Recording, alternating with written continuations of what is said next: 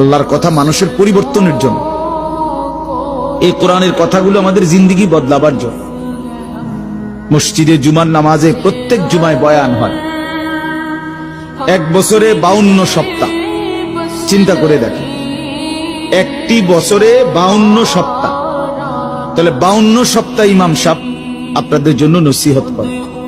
এইভাবে যদি 30 বছর 40 বছর ধরে শুনে থাকেন, তাহলে আজকে কতদিন ধরে আল্লাহর কথা শুনতেছেন? বছরে 52, তো এভাবে 40 বছর, এভাবে 30 বছর, এভাবে 50 বছর। অথচ এত লম্বা সময় আল্লাহর কথা শুনবার পরেও এখনো মিথ্যা বলা ছাড়তে পারলেন না। এত লম্বা সময় আল্লাহর কথা বলা শুনবার পরেও বিড়ি সিগারেট খাওয়ার অভ্যাসটা ছাড়তে পারলেন না। এত লম্বা সময় আল্লাহর কথা শুনবার পরেও চা দোকানের আড্ডা বন্ধ করতে পারলেন না।